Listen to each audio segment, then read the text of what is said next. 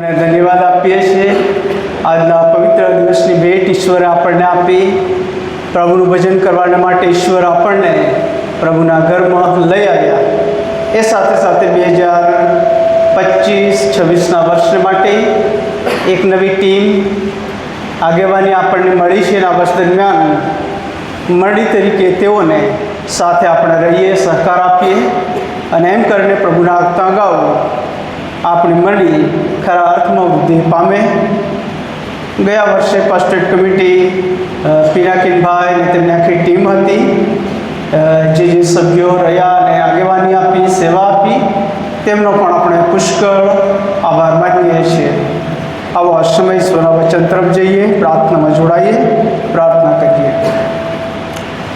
દયાળુ, પ્રેમાળ અને કૃપાળ ઈશ્વર, વચન તમારું છે. વચનના લેખક પ્રભુ પવિત્ર આત્મા દેવ તમે પોતે છો અને વચન દ્વારા આપણે અમારા હૃદય સાથે તમે વાતનો વ્યવહાર કરો. ચર્ચમાં, ચર્ચની બહાર, જ્યાં જ્યાં પ્રભુ તમારા લોકો બેઠા છે, તમારું વચન સાંભળવાની માટે આવ્યા છે, એ બધાને તમારા પાસે લાવીએ છીએ. દરેકને પ્રભુ તમે સાંભળતા કાન આપો, ગ્રહણ કરતું હૃદય પૂરું પાડજો. અને આજે સમગ્ર વિશ્વભરમાં જ્યાં જ્યાં તમારું વચન આવી રહ્યું છે ને આવશે, એ દરેક જગ્યાઓને પ્રભુ તમે ભીંજવો, આશીર્વાદિત કરજો અને ઘણા બધા ફળો પ્રાપ્ત થાય એવું તમે થવા દો.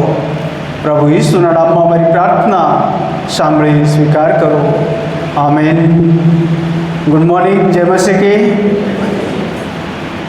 પુષ્કળ ગરમીના દિવસો છે અને આ દિવસોમાં ગરમીની સાથે આપણી નોકરી, આપણા કાર્યો, આપણી જવાબદારી આપણે નિભાવી રહ્યા છે.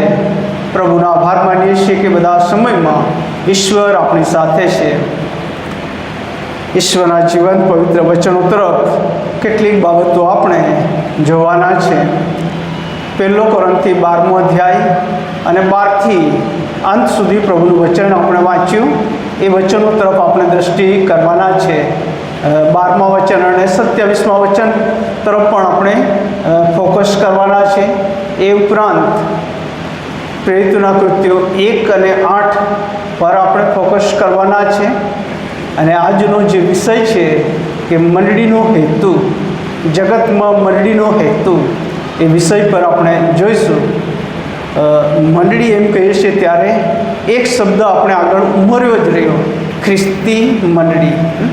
ઘણી બધી મંડળીઓ છે, ખ્રિસ્તી મંડળી અને મંડળીનું સેવા કાર્ય બહુ અદ્ભુત છે.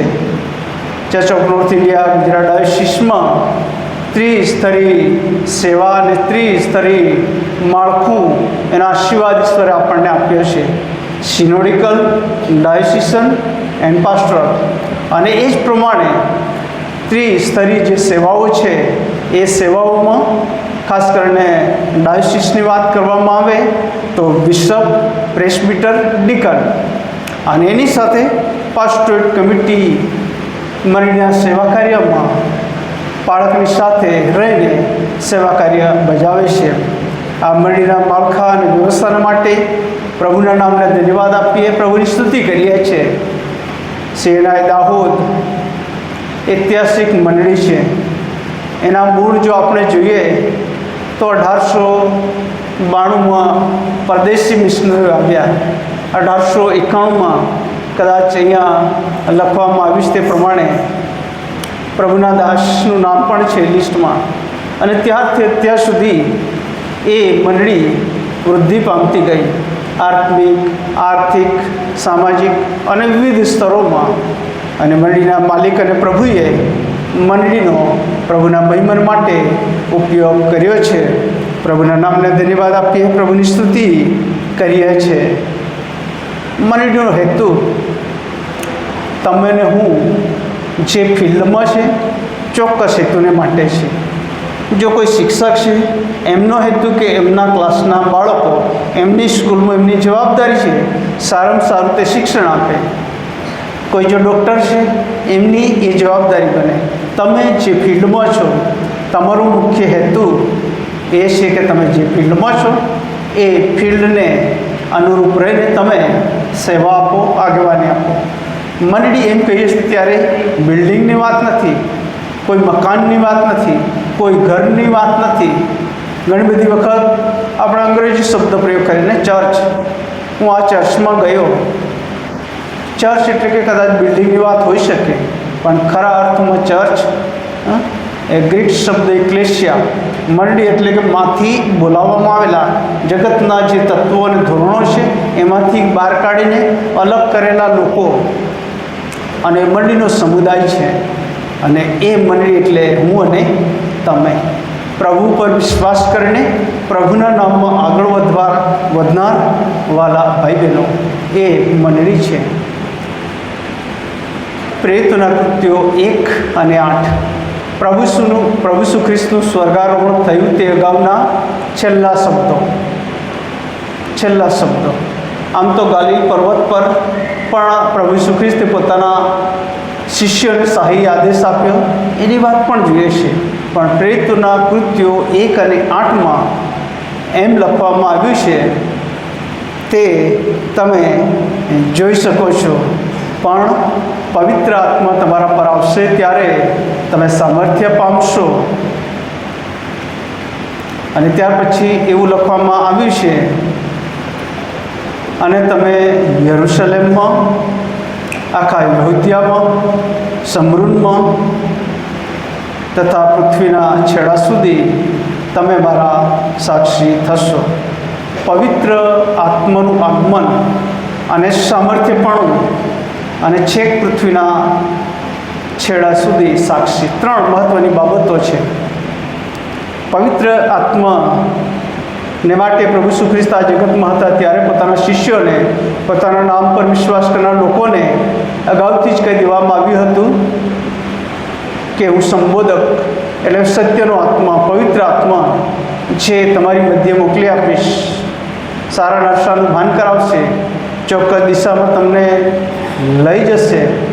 અને માટે પ્રભુ ઈસુ ખ્રિસ્તનું પુનરુત્થાન, સ્વર્ગારોહણ થાય છે તે અગાઉના છેલ્લા શબ્દો. તમે ને હું પ્રભુ ઈસુ ખ્રિસ્તના પુનરુત્થાનના સાક્ષી તરીકે કઈ રીતે આપણે બની શકીએ?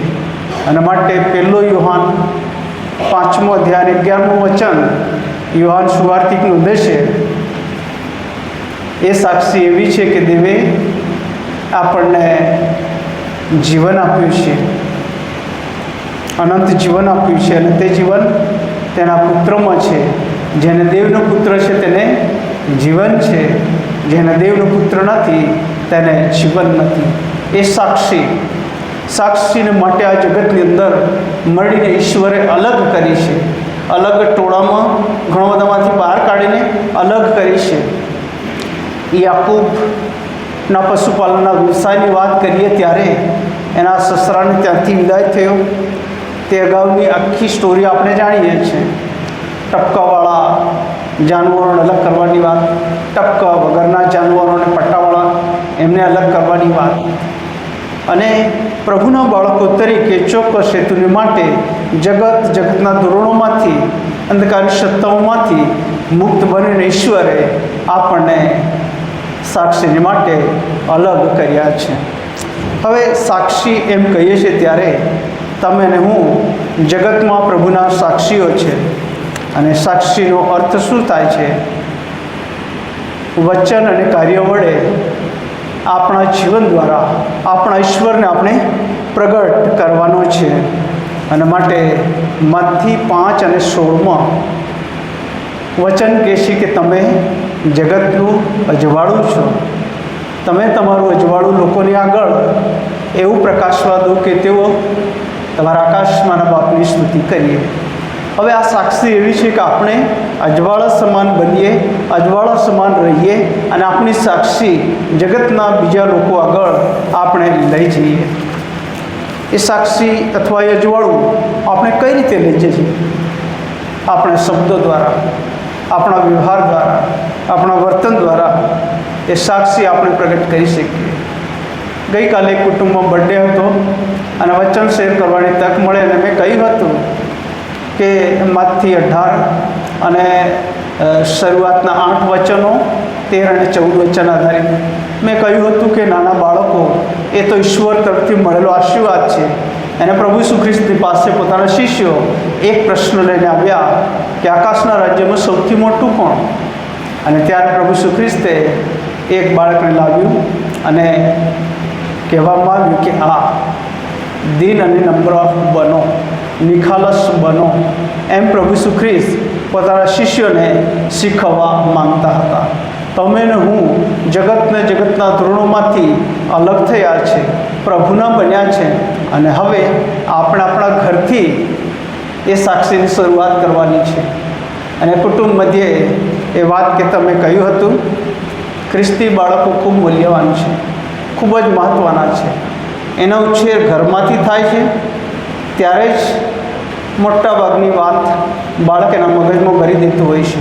પછી ઘરની બહાર જાય, 3 વર્ષ પછી કદાચ એ બાલ મંદિર કે પછી ભણવાને માટે, અને સતત એના મનમાં ઘણા બધા પ્રશ્નો આવે, અને બધા જ પ્રશ્નો લઈને ઘરમાં મમ્મી પપ્પાને પૂછે, અને એના મમ્મી પપ્પા એમને જુદા જુદા જવાબ આપતા હોય.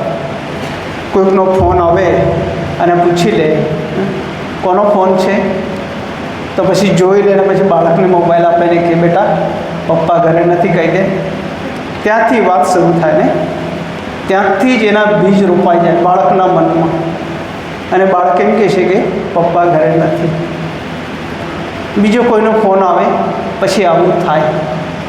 ઘણી બધી વખત સામેવાળા વ્યક્તિને આપણે સંતાડતો હોય, જૂઠું બોલી દઈએ, પણ એ નુકસાન એના કરતાં આપણને, આપણા બાળકને, આપણા કુટુંબને સૌથી વધારે થતું હોય છે.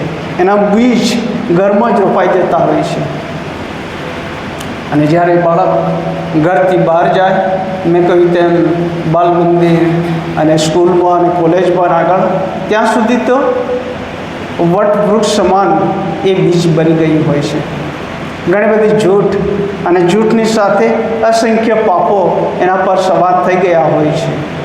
કહેવાનું તાત્પર્ય એ જ, મંડળી એ સાક્ષીને માટે છે, અને એ સાક્ષી તમે ને હું પ્રભુના લોક અને બાળકો તરીકે અજવાળા સમાન છે. અને માટે આપણે આપણું અજવાળું આપણે જે ફિલ્ડમાં છે ત્યાં પ્રગટ કરીએ, પ્રસારીએ, અને ઘણા બધા જીવનોને પ્રભુની ગામ લઈ આવીએ. 2 કોરિન્થી 5મો અધ્યાય 20મું વચન, પાઉલ પ્રેરિત એમ કહે છે, એ માટે અમે ખ્રિસ્તના એલચી છીએ. બહુ મહત્ત્વનો શબ્દ, એલચી છે, એમ્બેસેડર. અને ખ્રિસ્તના એલચી, કોઈ વ્યક્તિ, કોઈ સંસ્થાના નહીં, પણ ખ્રિસ્તના એલચી. દરેક વિશ્વાસી એ ખ્રિસ્તના એલચી છે, અને દરેક વિશ્વાસીનું કામ આ જગતમાં પ્રકાશ ફેલાવવાનું છે. ઘણા બધા લોકોને પાપની ગુલામીના બંધનોમાંથી બહાર કાઢીને ખ્રિસ્ત તરફ લાવવાનું છે, અને સાક્ષી બનાવવાનું છે. અને માટે જ આપણા પ્રભુ ઈસુ ખ્રિસ્ત ગાલિલ પર પોતાના શિષ્યોની સાથે શાહી આદેશ આપ્યો. માથી 28:19-20માં એ બહુ મહત્ત્વનો છે. અને માટે એમ કહેવામાં આવ્યું કે એ માટે તમે જઈને સર્વ દેશનાઓને શિષ્ય કરો, બાપ તથા દીકરા તથા પવિત્ર આત્માના નામે તેઓને બાપ્તિસ્મા આપતા જાઓ. પહેલી વાત, બાપ્તિસ્મા આપતા જાઓ, પ્રભુને પ્રગટ કરવાની વાત. અને જો વિશ્વાસ કરે એમને બાપ્તિસ્મા આપવાની વાત ત્યાં કરવામાં આવી છે. અને ત્યારબાદ એમ કહે છે કે મેં તમને જે શીખવ્યું, બતાવ્યું, તેનું શિક્ષણ તેઓને આપો, અને જગતના અંત સુધી હું સદાકાળ તમારી સાથે છું. ખ્રિસ્તી સાક્ષી એ આપણે બીજાઓને પ્રભુની ગમ લઈ આવીએ, પ્રભુના શાહી આદેશને બીજાઓ સુધી લઈ જઈએ, અને પ્રભુની પાસે લઈ આવીએ. આપણે આપણો સાક્ષી બનવાનો હેતુ બેઝિક એ તો પ્રેમ છે. અને માટે યોહાન 3:16, પ્રભુએ જગત પર પ્રેમ કર્યો અને જગતને બચાવ્યું. એટલે કે જગતના જે લોકોએ પ્રભુ પર વિશ્વાસ કર્યો એમનો નાશ ન થયો, પણ તેઓ બચી ગયા. સાક્ષીનો બેચિક અર્થ આપણે બીજા પર પ્રેમ કરીએ. માર્ક 12:31 ત્યાં આજ્ઞા આપવામાં આવી, જેમ તું પોતા પર તેમ તારા પાડોશી પર પ્રીતિ કર. પોતા પર તેમ પોતાના પાડોશી પર પ્રીતિ કર. પોતાનો પાડોશી એટલે કે જોડેનું કુટુંબ એવું નહીં. પોતાનો પાડોશી એટલે કે જે કોઈ પ્રશ્નો, મૂંઝવણો, મુશ્કેલીમાં મુકાયેલો હોય, ફસાયેલો હોય તેમની પડખે ઊભા રહેવું અને એમને એમાંથી બહાર કાઢવું અને ખ્રિસ્તના વધસ્તંભની પાસે લઈ આવવા, શાંતિનો અનુભવ અને અહેસાસ કરાવો, એનો અર્થ થાય છે. પ્રભુ ઈસુ ખ્રિસ્ત આપણને આ જગતમાં તેડ્યા છે, અલગ કર્યા છે અને માટે પ્રભુ ઈસુ ખ્રિસ્તે પોતાના શિષ્યોને પણ કહ્યું હતું, યોહાન 15:16, તમે મને પસંદ કર્યા નથી, પણ મેં તમને પસંદ કર્યા છે, માટે તમે જઈને ફળ આપો અને એ દ્વારા ઈશ્વરનો મહિમા થાય અને તમારા ફળ કાયમ રહે. નવા શિષ્યો બનાવવાની પાઉલ પ્રેરિતની જે જુદી જુદી સેવા હતી, જુદી જુદી જે મિશનરી હતી, બહુ અદ્ભુત છે. પ્રાર્થના મિત્રો તરીકે બુધવાર અને શુક્રવારે અમે મળીએ છીએ ત્યારે પ્રેરિતોના કૃત્યનું પુસ્તક પણ અમે લઈએ છીએ અને કેટલીક બાબતો જોઈએ છીએ. સુવાર્તા દરમિયાન, સાક્ષી દરમિયાન પ્રશ્નો, પરિસ્થિતિ, વિરોધને વંટોળ બધું જ પાઉલે સહન કર્યું, પણ ખ્રિસ્તને પ્રગટ કરવાનું કદી પડતું મૂક્યું નહીં. અને જો ચોથા અધ્યાય તરફ આવીએ છીએ ત્યારે પિત્તર અને યોહાન અભણ, અજ્ઞાન માણસો છે એવું જાણીને તેમને ધમકાવવામાં આવ્યા અને તેઓને દબાવી દેવા માટે કહેવામાં આવ્યું કે તમારે વાત કહેતા ઈસુનું નામ બિલકુલ લેવું નહીં.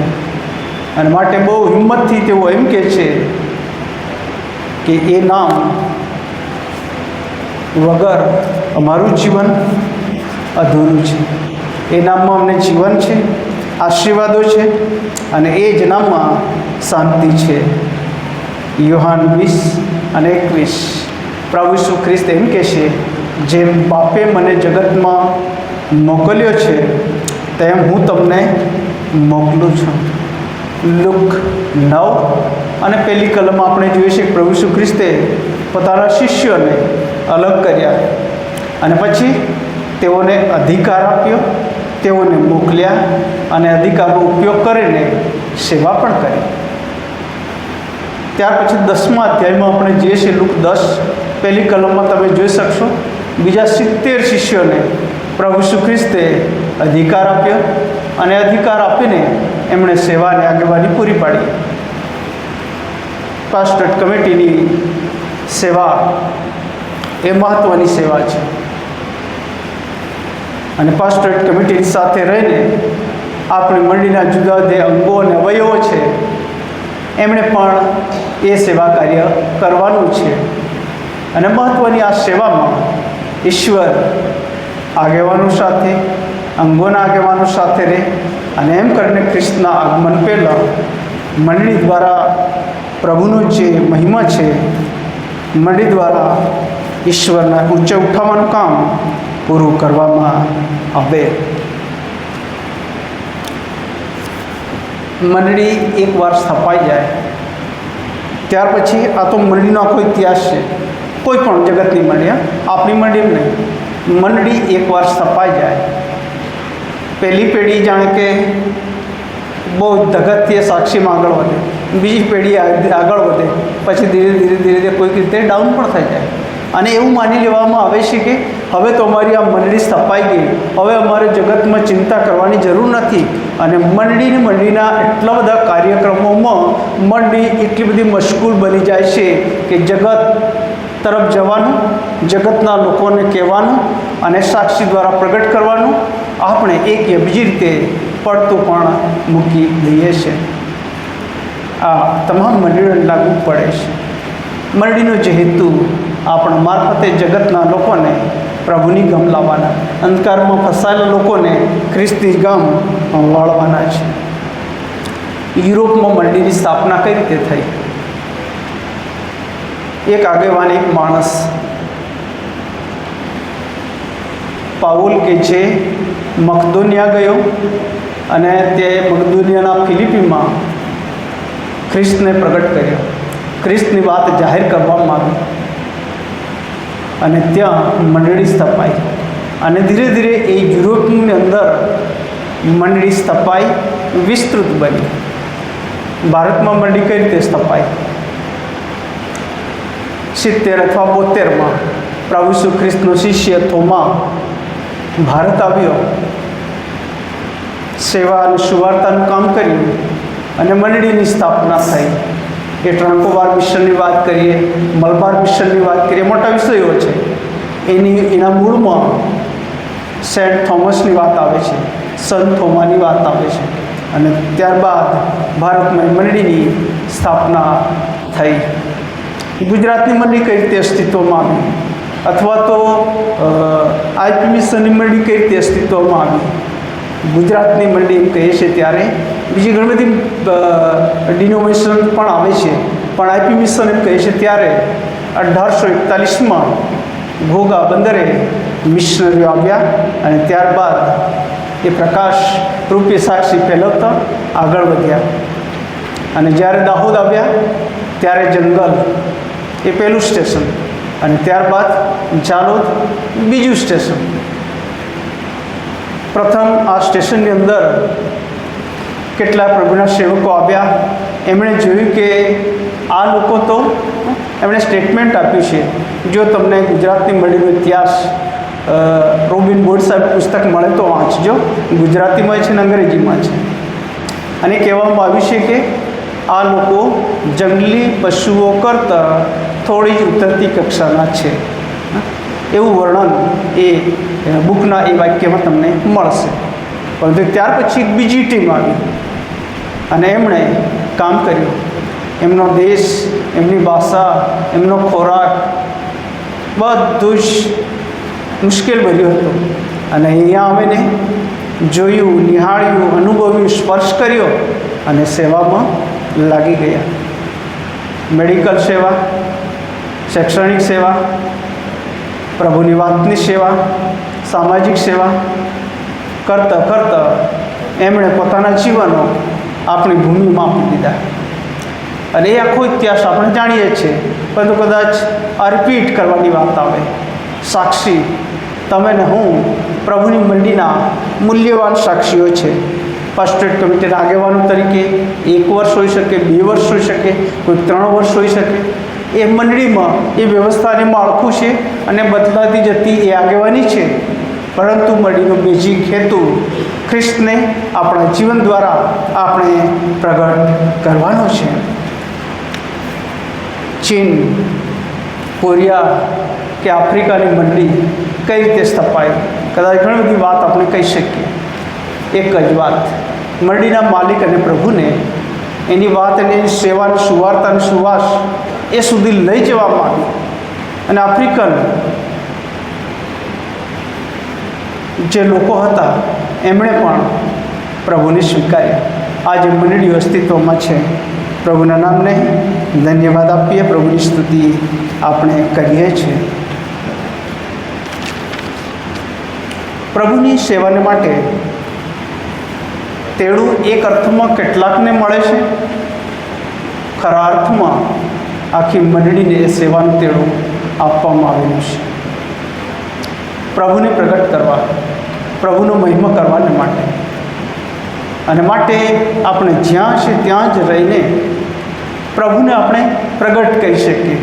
કેટલાકને પ્રભુની સેવાને માટે ઈશ્વર અલગ કરે, તેડેને બીજા વિસ્તારમાં લઈ જાય, એટલે કે પોતાના ઘરથી બીજા વિસ્તાર કે બીજા રાષ્ટ્ર તરફ પણ લઈ જાય. પરંતુ બધાને માટે એ શક્ય નથી. પણ તમે ને હું જ્યાં છે ત્યાં જ ઈશ્વર તમારો મારો ઉપયોગ કરવાનું ચાલુ રાખે છે.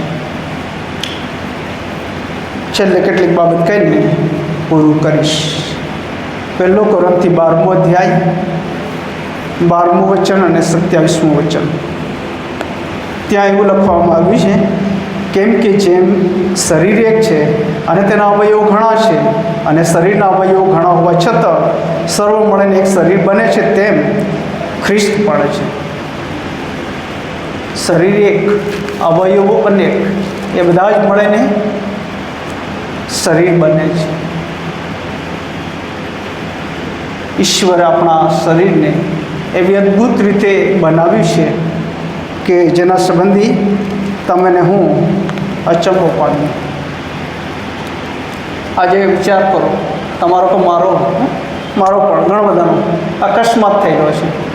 આપણને ફ્રેક્ચર થયું હોય, ફરી ડૉક્ટરનો જોઈન્ટ મારે, પણ જે મૂળ સ્થિતિ હોય જન્મજાત, એ સ્થિતિનો અનુભવ, અહેસાસ આપણે કરી શકતા નથી. કોઈક ઉણપ રહી જાય. એટલે કે માનવી મર્યાદા છે. જે ઈશ્વર સર્જન કર્યું, બનાવ્યું, એમાં આવી કોઈ બાબત આવે ને મર્યાદા ઊભી થઈ જાય છે. કેમ કે માનવી મર્યાદા છે. અને માટે આપણો પગ છે એને ચાલવાનું કામ કરવાનું છે. આપણા હાથ છે એમને ઊંચકવાનું, મદદ કરવાનું કામ કરવાનું છે. આપણી આંખોને સારું જોવાનું, વાંચવાનું, આરાધના કરવાનું, આપણા કાનોને સાંભળવાનું, એ સાથે સાથે આપણા શરીરના જે આંતરિક ભાગો છે એના સંબંધી આપણે વિચાર કરીએ. આપણું જે હાર્ટ, આપણું હૃદય, એ આપણા શરીરના લોહીને એક પંપના જેમ ધકેલવાનું કામ કરે છે. આપણો જે ફેફસા છે એ ખરાબ કચરો બહાર કાઢવાનું અને શ્વાસ દ્વારા ઓક્સિજન લેવાનું કામ એ ફેફસાનું છે. શરીરના એવા બાહ્ય અને આંતરિક એવા ઘણા બધા અંગો અને અવયવો ઈશ્વરે ગોઠવ્યા છે. દરેકને પોતપોતાનું કામ છે. માટે પગ હાથને એમ નથી કે તો મારે તારી જરૂર નથી, અથવા હાથ પગને એમ નથી કે તો મારે તારી જરૂર નથી. રસ્તે ચાલતા હોય અને પછી આપણને ઠોક્કર વાગી હોય, શું થાય? પહેલાં તો આપણો હાથ ત્યાં જ પહોંચી જાય ને, આપણે કંપાળવા માંડીએ, અરે રે બહુ વાગી ગયું, લોહી નીકળી ગયું.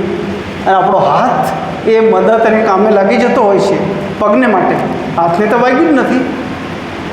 એવી રીતે આપણા શરીરના જે અંગોમાં જે દુઃખ, વેદના અને મુશ્કેલી થાય છે એની અસર એ બધા અવયવોને થાય છે. એવી જ રીતે આપણા શરીરની અંદર જે સારાપણું છે, એક અવયવને મળે તો એની સાથે બધા અવયવો માન પામે. એ હર્ષ અને આનંદ ઈશ્વર આપે છે. 27મું વચન છેલ્લે વાંચીને પૂરું કરીશું. 1 કોરિન્થી 12 અને 27મું વચન એમ કહે છે, હવે તમે ખ્રિસ્તનું શરીર અને તેના જુદા જુદા અવયવો છો. તમે ખ્રિસ્તનું શરીર અને તેના જુદા જુદા અવયવો છો.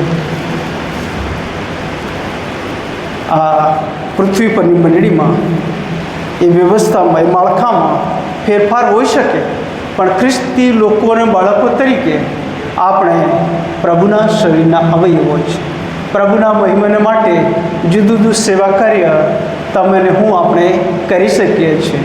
જો તમારી પાસે કોઈ બુક હોય તો વાંચજો, અથવા કોઈ એવી પેમ્પલેટ્સ પણ હશે, એનું એ સિલેબસ હશે કે ચર્ચ એન્ડ ઇટ્સ મિનિસ્ટ્રી, મંડળી અને તેનું સેવા કાર્ય.